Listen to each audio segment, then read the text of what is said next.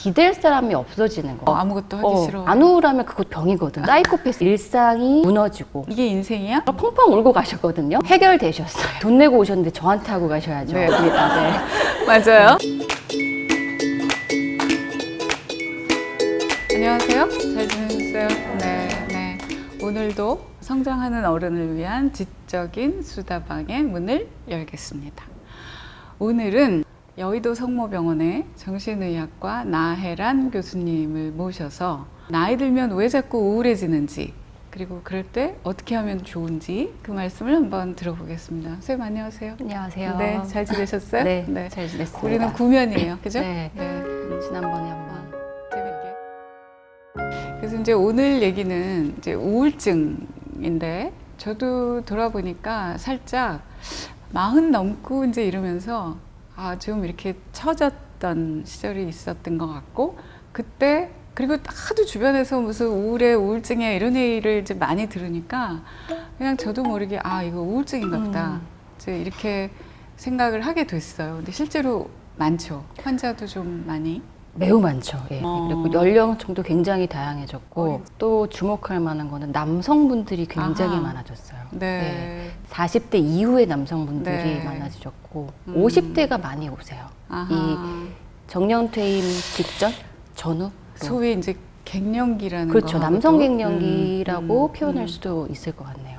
우리는 이제 한 40 얼마까지는 몸도 크고 잘하고 또 자기 스스로도 그게 정신적이든 육체적이든 성장한다고 늘 생각하다가 이제 어느 시점이 되면 내려가는 길인가 봐를 느끼게 되는 때가 그때라서 그럴까요?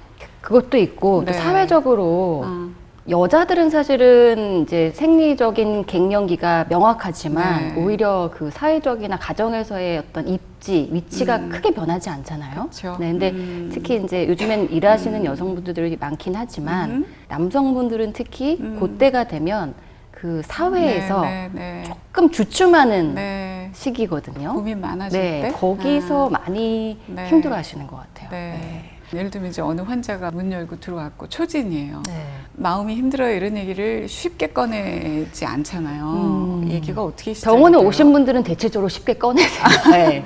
그렇게 돈 내고 하니까. 찾아오신 분이기 네네. 때문에 네. 많이 하시는 편이고 이유는 다른 데 있는 경우가 많죠. 이제 예를 들어서 굉장히 우울해서 왔어요. 뭐 잠을 네. 못 자서 왔어요. 라고 이야기를 하지만 네. 뭐 이런 경우도 있었어요. 사실은 자꾸 그분이 체하신다는 거예요. 네. 저도 잘 찾는데. 네. 근데 이제 소화기 내과를 막 돌았는데 아무래도 이게 10년 정도를 체했다 괜찮아졌다를 반복해서 소화기 내과의 교수님께서 이제 저한테 의뢰를 하셨어요. 아무래도 이게 조금 심리적인 것 같다. 네. 근데 물론 그때 대부분 오시기를 꺼려하세요. 왜 내가 정신과를 보느냐, 그렇지. 나를 미친 사람으로 하느냐. 네, 아직까지도 여전히. 이런 경우가 있는데 저는 이제 그러면 그게 아니고 이게 우리가 그 신경이라는 것이 다 연결되어 있어서 신체적인 증상으로 나타나는 경우도 많다. 그래서 얘기를 해봤더니만 그때는 50이 조금 넘으신 분이었고 굉장히 활발하게 취미 생활을 하시는 여성분이셨고 네. 나름대로 공부도 열심히 하신 분이었는데 얘기를 해보다 보니까 갑자기 선생님 그런데 이런 얘기를 해도 될지 모르겠는데요. 대부분 이렇게 시작하세요. 네. 여기 돈 내고 오셨는데 저한테 하고 가셔야죠. 네. 네.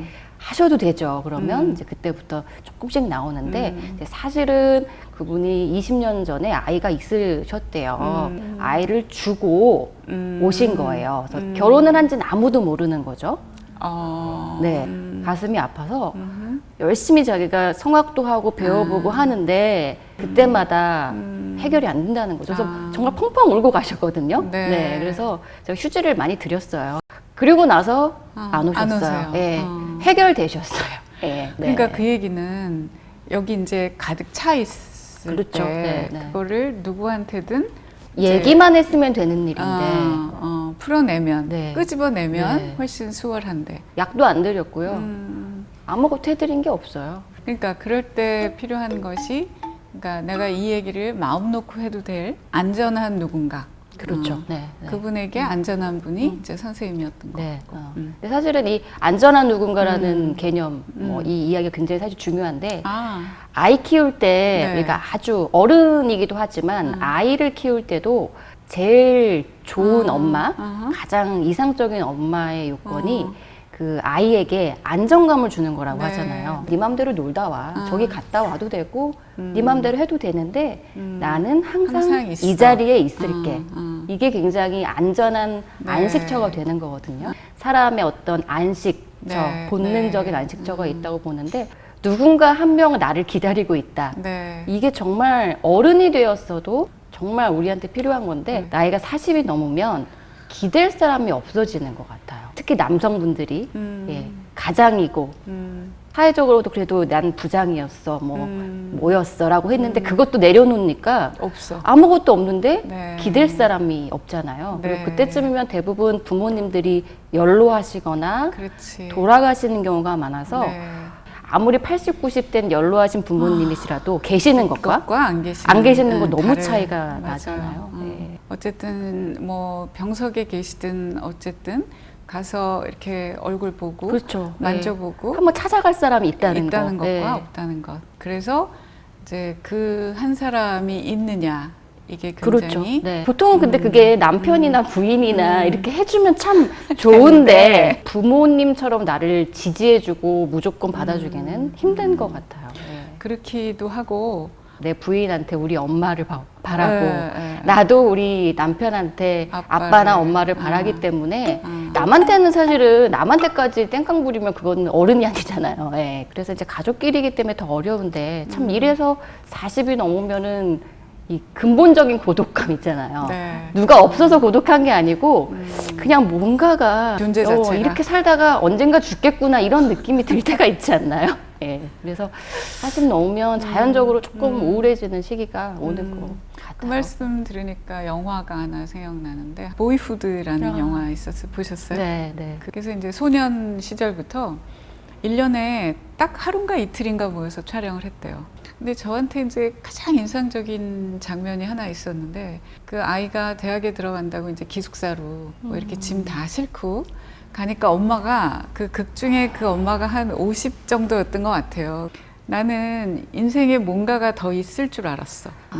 근데 이제 남은 거라고는 내 장례식밖에 없는 것 같아. 이게 인생이야? 이런 대목이 있어요.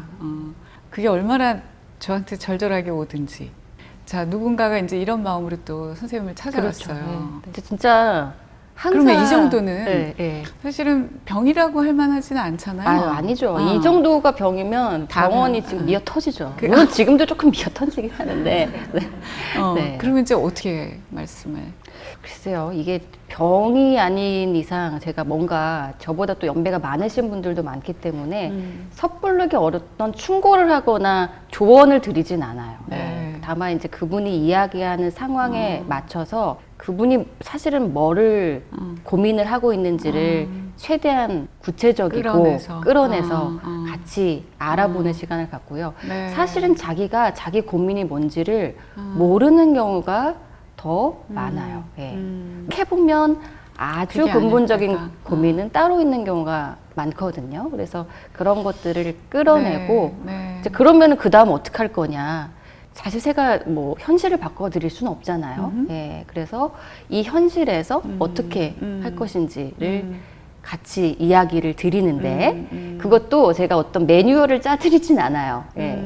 다만 본인이 더 발견하실 수 있도록 사람에 맞춰서 어떤 분은 직접 조금 밀기도 하고 어떤 분은 제가 좀 옆에서 붙들기도 하고 이제 네. 이런 역할을 하는 네. 거죠. 네. 그러니까 끄집어내는 역할을 그렇죠. 명확히. 네. 네. 근데 사실 이게 되게 보편적인 얘기 같아요. 문제 해결의 첫 번째는 그 문제가 뭔지를 명확하게 하는 것. 그 얘기는 거꾸로 내가 이게 문제인가? 라고 생각하지만 실제로 말씀처럼 들어가 보면 그게 문제가 아닐 때가 되게 많은 거예요. 그렇죠. 그리고 또 중요한 거는 그 과정에서 제가 무조건적인 지지자가 그렇지. 되어주는 거죠. 사실 사람들이 그걸 원해서 오는 경우가 많거든요. 네. 네, 문제를 알더라도 받아들이고 싶지 않다든지 네. 네. 사실 이거 아닌 것 같은데라고 자꾸 밀어냈는데 아. 받아들이는 시간까지 제가 계속 네. 옆에서 네. 언제든지 오셔도 아, 저는 오케이. 지지합니다. 네. 라고 기다려주는 거죠, 네. 사실은. 네. 자, 우울증 얘기로 다시 조금 들어가 네. 보면요. 어느 시기인가는 다 우울한 시절들이 좀 있는 것 같다. 근데 그걸 다 우울증이라고 보지는 않는다. 그렇죠. 네. 우리가 병적으로 이거는 정말 진료가 필요해라고 할 만한 정도면 어떤 거예요? 이 질문을 드리는 이유는 내가 우울증인가라고 고민하시는 분이 많을 것 같아서 아, 이거 아니야 라는 것만으로도 왜 좀 안도가 네. 되잖아요. 네. 그래서 정말 이게 감기랑 폐렴이랑 차이를 좀 비유로 들어본다면 네. 감기는 일주일 그냥 아. 푹 쉬면 난다는 걸 알아요. 네. 네. 폐렴은 염증이 실제로 생긴 병이에요. 네, 아. 내가 어떻게 할 수 없는 외부의 병균이 들어온 거고 아하. 폐에서 어떤 반응이 네, 일어나는 네. 거기 때문에 아. 일주일간 열나고 기침하고 아픈 건 똑같지만 네. 약을 먹지 않으면 한 달 이상이 아플 수도 있고 심지어는 염증이 심해져서 폐가 망가질 수도 있어요. 네. 안 우울하면 그것도 병이거든요. 늘 웃는 것도 그거 병이죠. 실연을 당했는데 안 힘들어요? 그거는 사이코패스죠. 네. 근데 이게 감기인 줄 알았는데 일주일, 2주일 지나면 나아질 줄 알았는데 아니야. 아. 일상생활을 할 수가 없어. 쉬면 좋아질 줄 알았는데 안 나아져. 안 나. 그리고 뭔가 문제가 생긴 것 같아. 네. 고장이 난 것 같아. 아. 여기까지 오면 이제 이건 병이거든요. 아. 약을 먹어야 되고 실제적으로 잠을 못 자거나 입맛이 없거나 아무것도 하기 싫거나 일주일 쉬면 날 줄 알았는데 안 나. 안 하기 씻어. 싫어. 아무것도 하기 어. 싫어.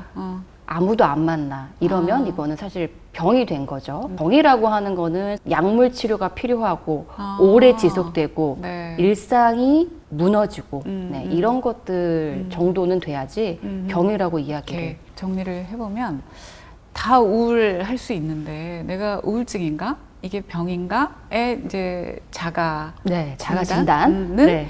이것이 이 마음 상태가 적어도 일주일 이상 보통은 지속된다. 2주라고 우리가 2주. 진단 기준을 가집니다. 예. 2주 이상 지속적으로 나아지지 않고 꿀꿀한 걸 넘어서 우울하다. 네, 뭔가 일에 지장이 아. 생긴다. 아. 네, 자꾸 내가 해야 될 일을 하기 싫은 정도가 아니고 아니라. 빠뜨린다. 네. 심지어 아유 해야 될 거를 반찬을 안 하기 시작한다. 네. 네. 이런 변화가 생기면 사실은 네. 이거는 병적이라고 아까 그 감기와 폐렴의 비유가 아주 굉장히 잘 와닿으셨어요. 네, 와닿았어요. 우울증이라고 정말 생각이 되시는 분들은 근데 딱 달라요. 네. 최근에 하여튼 또 어떤 그 치과 선생님이셨는데 그분도 많이 공부도 하시고 네. 그러셨겠어요. 보호자가 치료를 잘 이렇게 썩 유쾌하지 못해 마음에 들지 못하게 했다고 컴플레인을 좀 하셨대요. 네. 그래서 잘 처리를 해드렸는데 이제 그게 마음에 조금 남았대요. 이제 이게 병균의 시작인 거죠. 그때부터 뭔가 마음이 불편하면서 자꾸 자기에 대해서 돌아보게 돼. 내가 진료를 잘 못하는 의사였나? 내 실력이 없었나? 그걸 생각하다 보니까 이제 밤잠을 못 자요. 그러고 나니까 하루 꼴딱 이틀 꼴딱 새는 날이 많아지고 사람 표정이 어두워지고 그게 2주 정도 되셨다가 병원에 오셨어요. 이런 게 병이거든요. 사실은 우리가 누구나 겪을 수 있는 일일 수 있어요. 그리고 그 일이 사실은 나는 그 일 지나보냈어 라고 생각할 수 있는데 나한테 어떤 충격을 준 거거든요. 네. 그때 딱 타격이 오면 병이 시작이 된 거죠. 그래서 네. 막 하루 종일 아무것도 못하고 그 막 눈물을 주룩주룩 흘리시면서 또 티슈를 드렸어요. 네. 그래서 이제 그분한테 약을 드리면서 이거는 누구나 겪을 수 있는 거고 어떤 일을 당한 거는 아니지만 이게 이제 마음에 병을 만든 거다. 그리고 이건 분명히 좋아진다.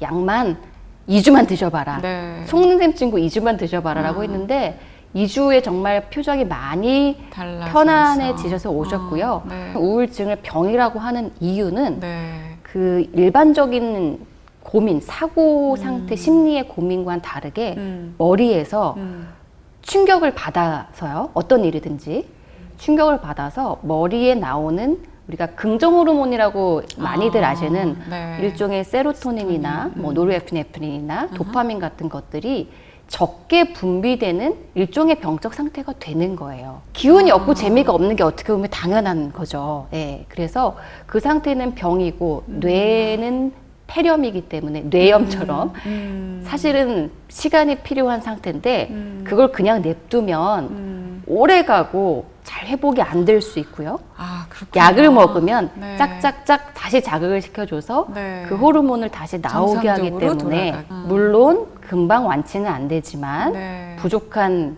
호르몬이 보충돼서 바로 활기를 좀 찾게 되고 네. 유지를 하게 되면 그 안에 알아서 병이 낫는 거죠. 아. 네. 그래서 사실은 우울증이라는 게 치료를 하면 굉장히 이게 다른 세상이 될 수도 있거든요. 네. 그 시간이 3개월이고 6개월이고 정말 그 아까운 시간이 될 수가 있어요. 네. 네. 네. 그래서 네. 이제는 선생님한테 본격적으로 네. 그러면 감기가 아닌 폐렴으로서의 우울증이 정말 뭔지 그리고 그때는 어떻게 해야 되는지 그 얘기를 이제 들어볼게요. 다음 시간에. 네. 네. 그러니까 알겠습니다. 꼭 들으셔야 되겠죠. 이어서. 네. 더 중요해요. 네. 네. 맞아요.